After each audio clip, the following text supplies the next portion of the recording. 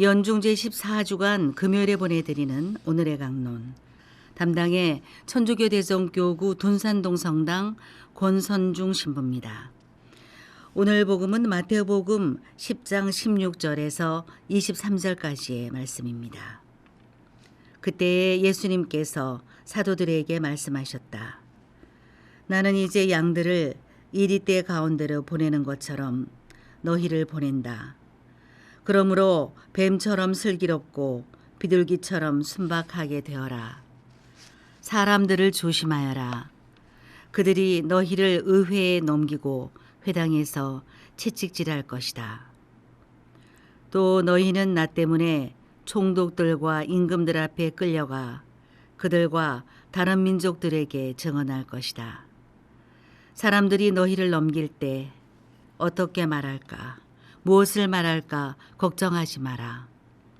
너희가 무엇을 말해야 할지 그때 너희에게 일러주실 것이다. 사실 말하는 이는 너희가 아니라 너희 안에서 말씀하시는 아버지의 영이시다. 형제가 형제를 넘겨 죽게 하고 아버지가 자식을 그렇게 하며 자식들도 부모를 거슬러 일어나 죽게 할 것이다.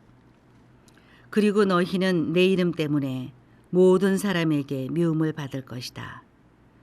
그러나 끝까지 견디는 이는 구원을 받을 것이다. 어떤 고을에서 너희를 박해하거든 다른 고을로 피하여라. 내가 진실로 너희에게 말한다. 너희가 이스라엘의 고을들을 다 돌기 전에 사람의 아들이 올 것이다. 대전 가톨릭 평화방송 애청자 여러분 안녕하십니까? 하느님께서 세상의 구원을 위하여 외아드님이신 예수 그리스도를 보내신 지 2000년이 넘었습니다. 그런데 아직도 세상은 구원의 복음을 받아들이지 않고 있습니다. 하느님을 알기보다는 하느님을 모른 채 살아가는 것을 선택하는 사람들이 더 많아지고 있다는 것은 참으로 슬픈 일입니다. 또한 하느님의 복음을 받아들였다고 해도 점점 하느님보다는 세상을 선택하며 살아가는 사람이 많아진다는 것이 어찌 보면 더 슬픈 일일지도 모르겠습니다. 오늘 이런 우리의 세대에 예수님께서는 어떻게 하느님의 복음을 알리는 일꾼으로 살아야 하는지를 말씀해주고 계십니다. 오늘 복음에서 예수님께서는 제자들을 파견하시면서 나는 이제 양들을 이리떼 가운데로 보내는 것처럼 너희를 보낸다 라고 말씀하십니다. 그런데 오늘 복음의 부분은 아니지만 마태복음 10장 6절에서 예수님께서 제자들에게 이스라엘 집안의 길 잃은 양들에게 가라 라고 하신 말씀이 있습니다. 얼핏 보면 두 말씀이 모순되게 보이지만 그렇지 않습니다. 제자들이 만나야 하고 만나게 될 사람들은 길 잃은 양들이 맞습니다.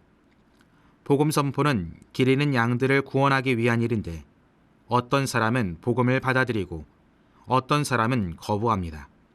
또 어떤 사람은 거부하기만 하는 것이 아니라 제자들을 박해하기도 하였습니다.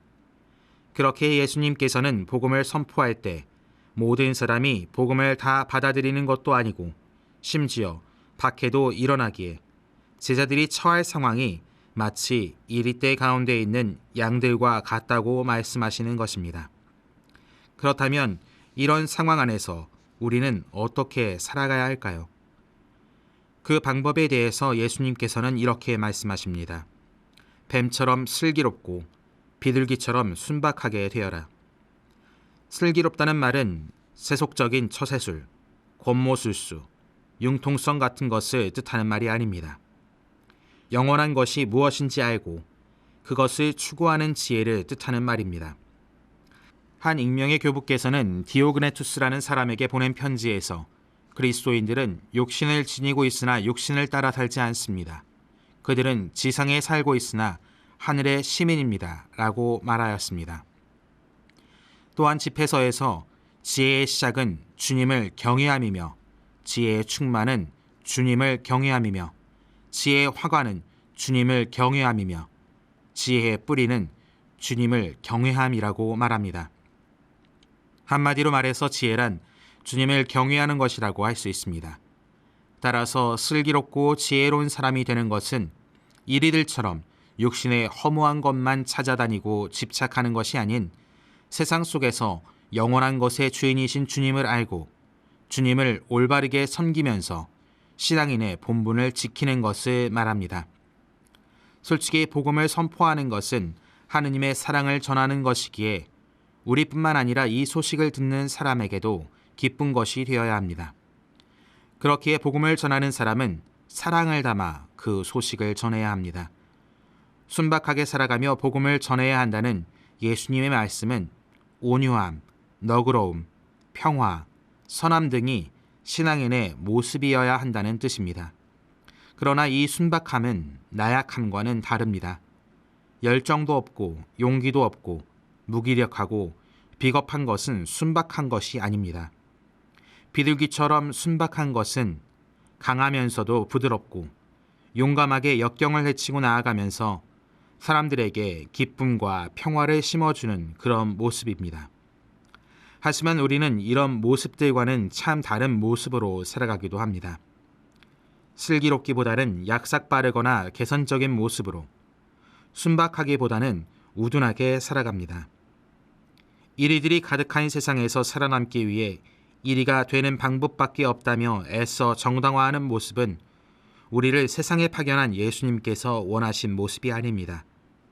이리와는 전혀 다른 모습으로 슬기롭게 영원하신 하느님을 경외하고 그분을 따르며 순박하게 세상의 사람들에게 사랑을 전하게 될 때 어떤 박해와 어려움 속에서도 기쁘게 복음을 전하는 진정한 주님의 일꾼이 될 수 있을 것입니다. 오늘 하루 나는 하느님의 나라를 어떤 모습으로 선포하고 있는지 묵상해 보았으면 좋겠습니다. 오늘의 강론, 지금까지 담당의 천주교 대성교구 둔산동 성당 권성중 신부였습니다. 내일도 권성중 신부의 강론이 계속됩니다.